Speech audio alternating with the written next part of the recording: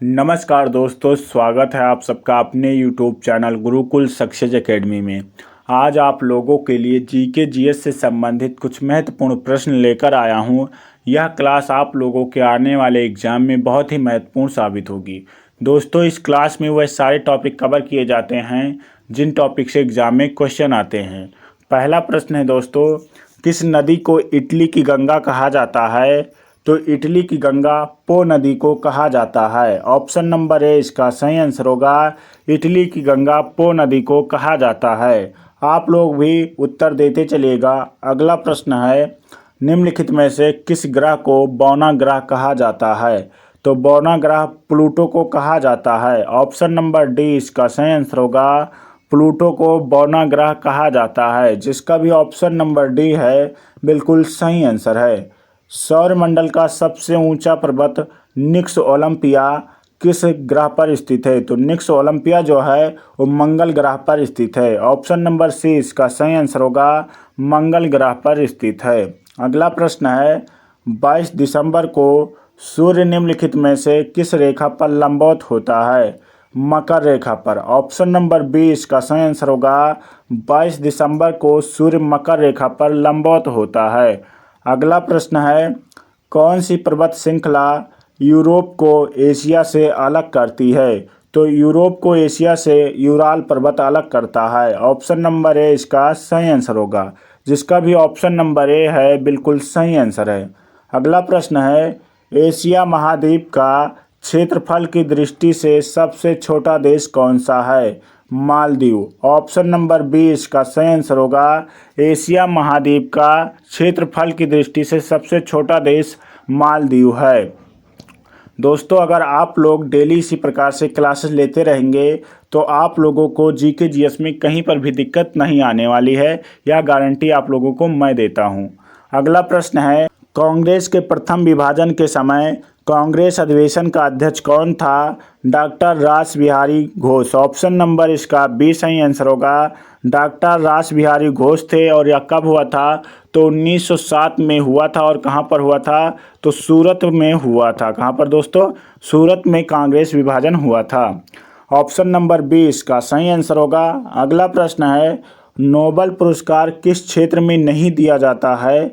तो नोबेल पुरस्कार दोस्तों गणित के क्षेत्र में नहीं दिया जाता है। ऑप्शन नंबर डी इसका सही आंसर होगा, जिसका भी ऑप्शन नंबर डी है बिल्कुल सही आंसर है।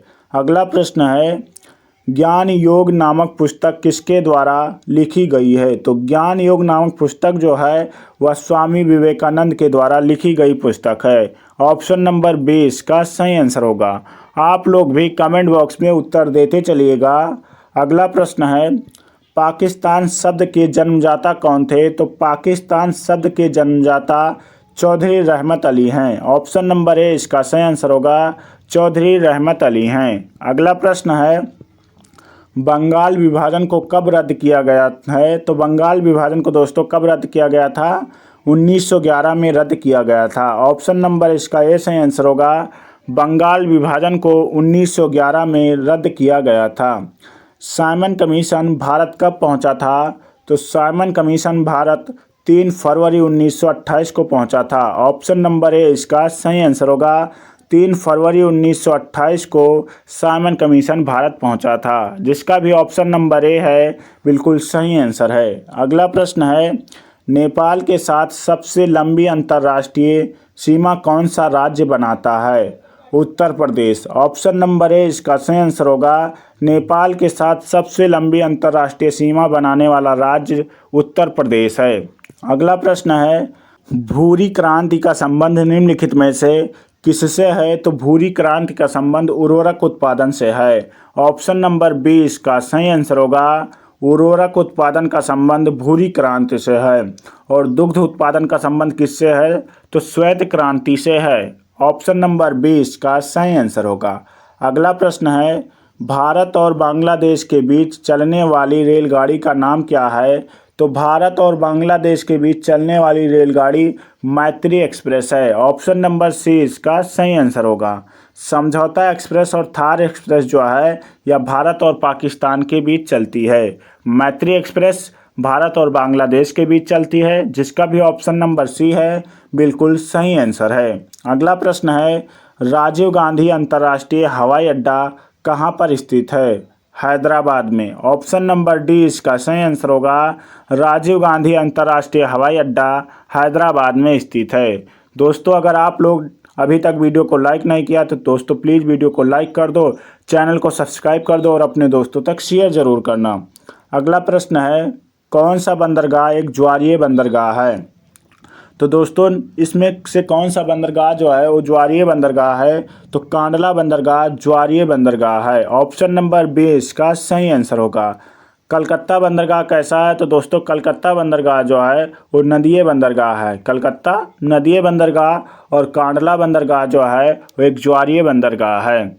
आगे बढ़ते और अगला प्रश्न है, जय सिंह एवं शिवाजी के बीच पुरंदर की संधि कब हुई थी?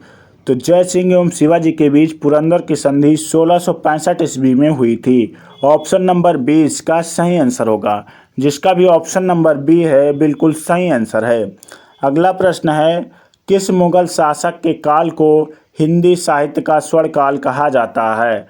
तो हिंदी साहित्य का स्वर्ण काल अकबर के शासनकाल को कहा जाता है। ऑप्शन नंबर सी इसका सही आंसर होगा। अकबर के शासनकाल को हिंदी साहित्य का स्वर्ण काल कहा जाता है। अगला प्रश्न है, मलिक मोहम्मद जायसी किसके समकालीन थे? शेरशाह के समकालीन थे। ऑप्शन नंबर ए इसका सही आंसर होगा। मलिक मोहम्मद जायसी शेरशाह के समकालीन थे। अगला प्रश्न है, नीला थोथा किसे कहते हैं? तो नीला थोथा दोस्तों कॉपर सल्फेट को कहते हैं। ऑप्शन नंबर बी इसका सही आंसर होगा। कॉपर सल्फेट का रासायनिक नाम है, रासायनिक सूत्र दोस्तों क्या है कॉपर सल्फेट का? तो CuSO4H2O इसका रासायनिक सूत्र है। ऑप्शन नंबर बी इसका सही आंसर होगा। अगला प्रश्न है, भारी जल कितने डिग्री सेल्सियस पर जमता है? तो भारी जल 3.8 डिग्री सेल्सियस पर जमता है। ऑप्शन नंबर ए इसका सही आंसर होगा, जिसका भी ऑप्शन नंबर ए है बिल्कुल सही आंसर है। अगला प्रश्न है, निम्नलिखित में से किस कोशिकांग को कोशिका का इंजन कहा जाता है? तो दोस्तों, कोशिका का इंजन किसे कहा जाता है? माइटोकॉन्ड्रिया को कहा जाता है। ऑप्शन नंबर ए इसका सही आंसर होगा। माइटोकॉन्ड्रिया को कोशिका का इंजन कहा जाता है। अगला प्रश्न है, पादप कोशिका में निम्नलिखित में से क्या नहीं पाया जाता है? सेंट्रोसोम। ऑप्शन नंबर बी इसका सही आंसर होगा। पादप कोशिका में सेंट्रोसोम नहीं पाया जाता है। अगला प्रश्न है, राष्ट्रीय पोषण एवं अनुसंधान संस्थान कहाँ पर स्थित है? राष्ट्रीय पोषण एवं अनुसंधान संस्थान दोस्तों कहाँ पर?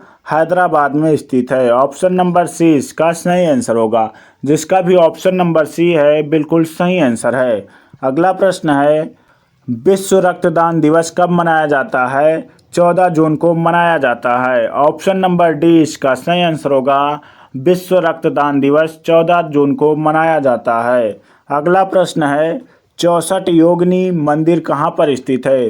तो 64 योगिनी मंदिर जो है वो खजुराहो में स्थित है। ऑप्शन नंबर ए इसका सही आंसर होगा। खजुराहो में 64 योगिनी मंदिर स्थित है, जिसका भी ऑप्शन नंबर ए है बिल्कुल सही आंसर है। अगला प्रश्न है, भजन सफारी कौन सा वाद्य यंत्र बजाते थे? तो भजन सफारी दोस्तों कौन सा वाद्य यंत्र बजाते हैं? संतूर बजाते हैं। ऑप्शन नंबर बी इसका सही आंसर होगा, जिसका भी ऑप्शन नंबर बी है बिल्कुल सही आंसर है।